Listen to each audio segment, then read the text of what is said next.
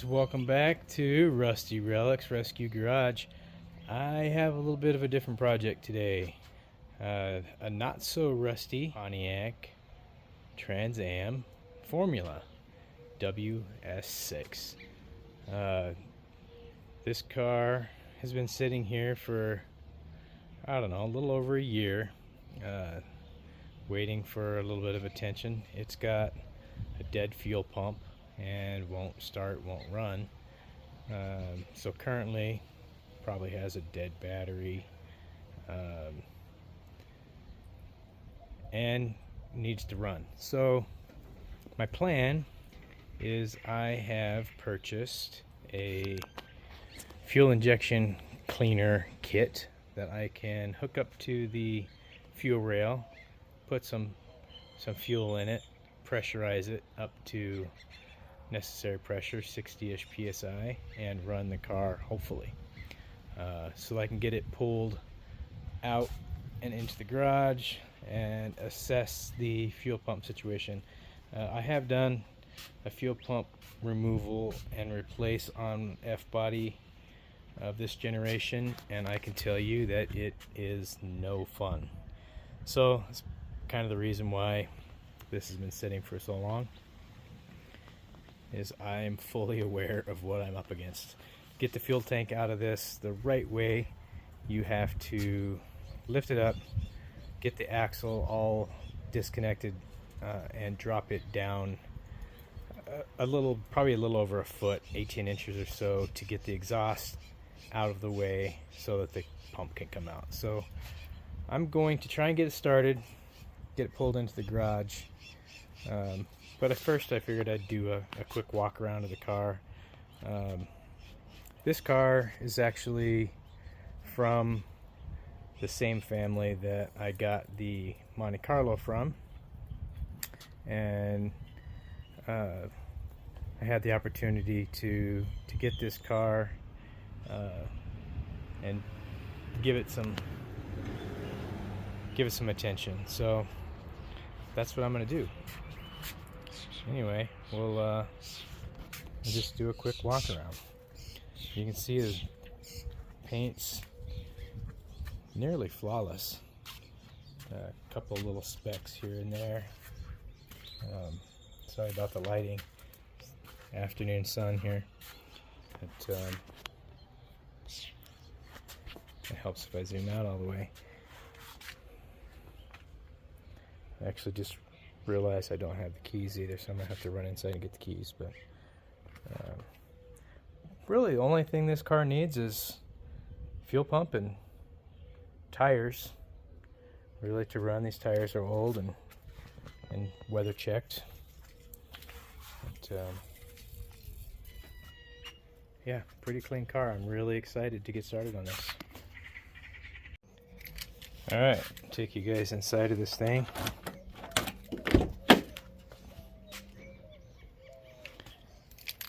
See, it's nicely upgraded interior with the leather interior.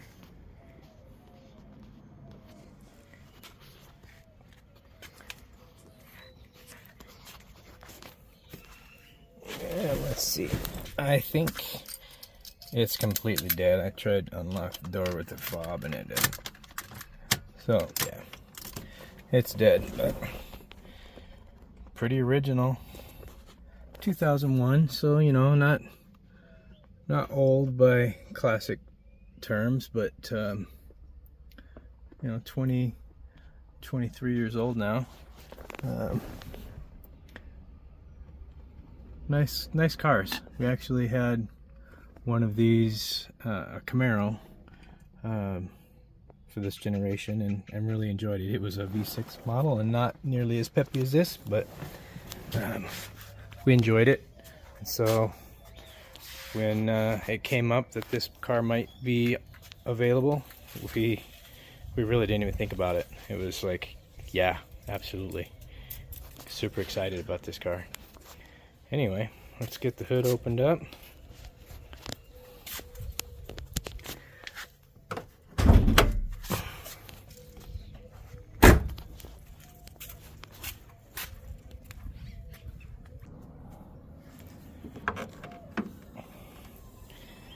All right, look at this beautiful LS1 5.7. It's really this same engine that they put in the Corvette. It's slightly different tune for the Firebird, but you know, they make good horsepower. This is about, you know, in stock trim, about 325 horsepower. A decent power. I know the Corvette was only like 350 for this year, so a pretty similar tune. Can't wait to play with it and see what we can get out of it. You can see it's got a cold air intake on it, or I don't know if it's exactly a cold air intake, but it does have an aftermarket intake on it. So anyway, we're gonna get into it. I'm gonna get the cleaner system out here and kind of set up and walk you through it. Here we go. Alright, so what we have here is you know, Amazon Chinese made injector cleaner kit. Before you could buy the nice in tank additives that clean up the injectors pretty good. This was the way that we always cleaned the injectors. They didn't come in a canister like this, but they were always an aerosol can. Sorry about the video here, doing the one-arm bandit. But it was an aerosol can that hooked up to a similar hose, and you connected the aerosol, you disconnected the fuel return, turned off the fuel pump, hooked it into the fuel injectors, and ran the engine off of the solution. So this is pretty much the same thing. You can, you know, you see this has an air supply. It hooks up to it. Regulate it to whatever you want. I'm going to put it at 60 for this. I think 58 is spec, so yeah, 60 would be ideal. Since the fuel pump's dead, I'm not going to bother taking the fuse out for that, but you can see the inlet here to the rail. I'm going to pop that off and connect an adapter up to that. So I have this quick disconnect fuel line removal tool. It's actually a Harbor Freight tool. You stick that in here.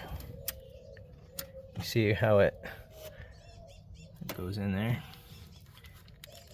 Put some pressure against it.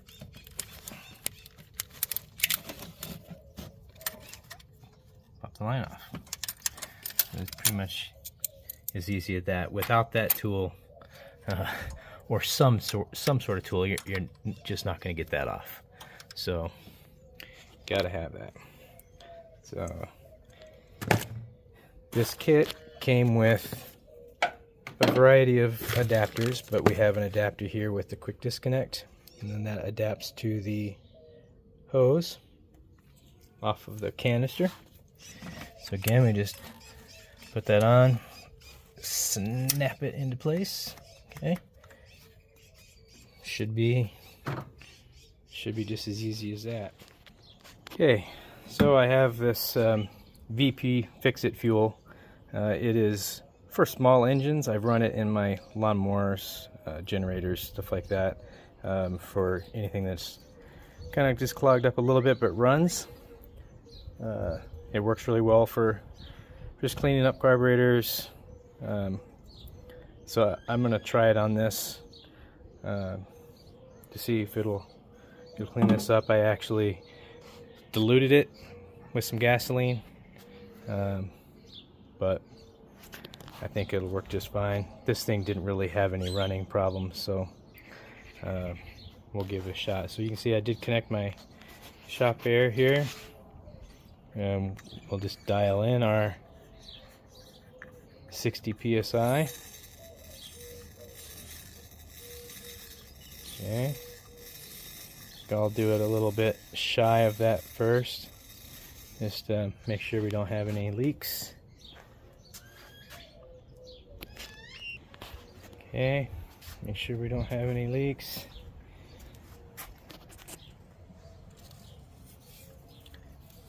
Seems to be doing okay. So next thing to do is start it. So I get my jump box out and flip this guy on. Give it some juice. Set this on the ground.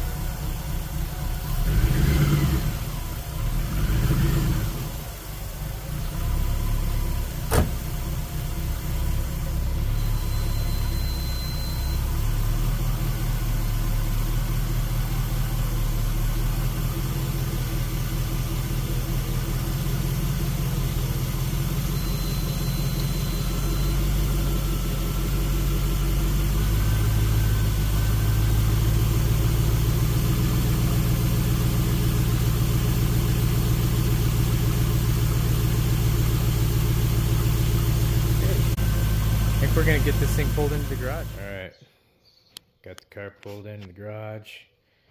Gonna get it jacked up. All right, just now getting a look underneath the car.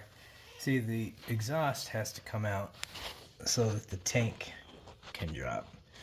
So the only way to get the exhaust off is to pull that clamp that's back there, right? Pull that clamp off, slide it out, and then slide the exhaust out. The only way the exhaust is going to fit is to drop the axle down. So I got to pull shock bolts, got to pull loose the sway bar, panhard bars. So we'll pull those loose. I've just hit everything with some penetrating oil just to make sure that everything comes out okay. But that's what's next. So I'm gonna go ahead and get to work on pulling those out and check back in with you. Got it all out. Now fuel line's disconnected and the tank is all ready. Just gotta drop the straps and pull it out. Alright, tank wrestled out and I blew it all off, got it ready. I didn't want to blow any dust or dirt or rocks or all that stuff that was on there inside the tank. So I got it blown off and now I'm going to take the pump out.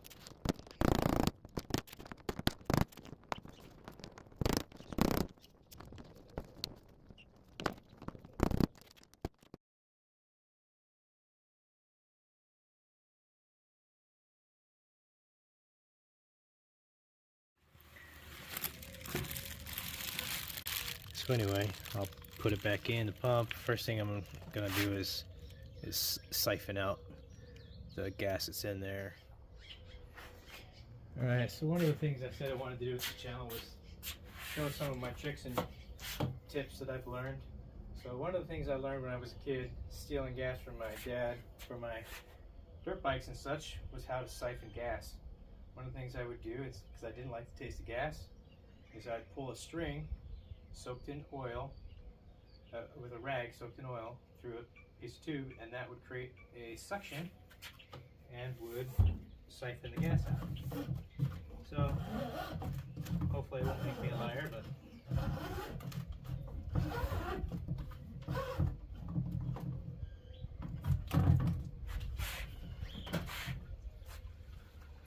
so it works like a charm. Bring you in close so you can see that.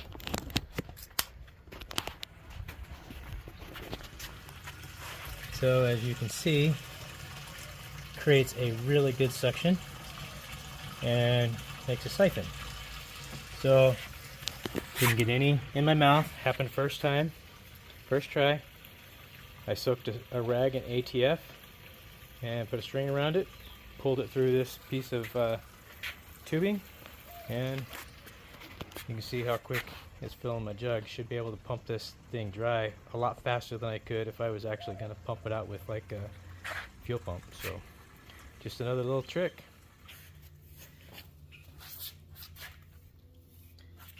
So to get this string through this tube, another little trick. Get it started in here. Get a little compressed air. And then and the hose comes through. Easy as that. Alright, I didn't do a very good job of filming the installation of the tank because it was all I could do just to get it in. But as you can see, it's all buttoned back up. Heat shields are in place. You can't really see the tank in there, but it's in there. Got everything put back together again. I had to take the panhard bar out, stabilizer bar out, shocks came off, the torsion bar, or not, the sway bar, sorry, came off, and the axle actually came all the way down. It's about as far as I could get it. The exhaust had to come all the way out. I couldn't get the tank out without getting the exhaust all the way out, so I had to take the exhaust and turn it diagonal and kind of take it through the wheel well. So it snaked out just enough to get through there. It's a wrestling match, but I got it. Going back in, surprisingly enough, was a lot easier. Fought it a little bit, but overall not bad. So figured I'd set you up and at least show the finished product. We'll do a start up here in a little bit.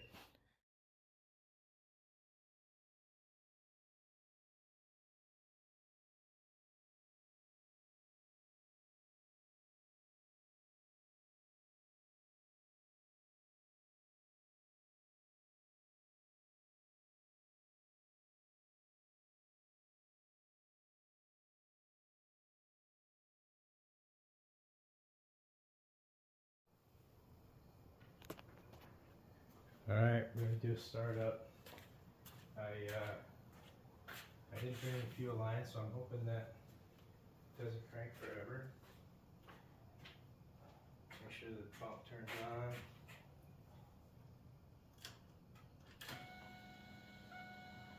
Turns on. Turns off. No leaks. See what she does.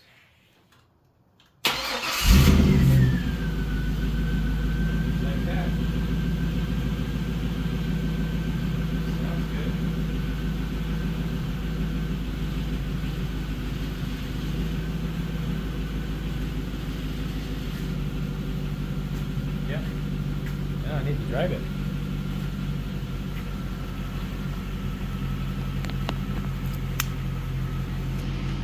Alright.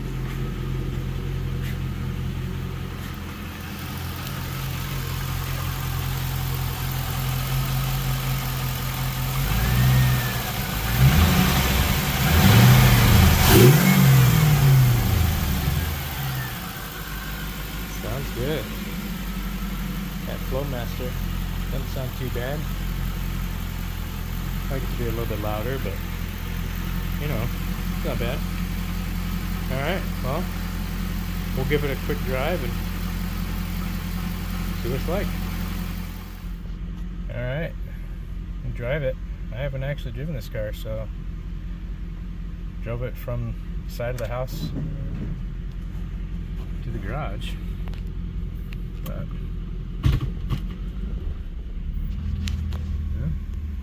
so far so good.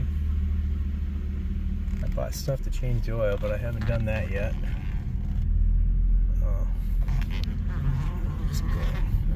We don't have it registered, so we're going to stay off the main roads.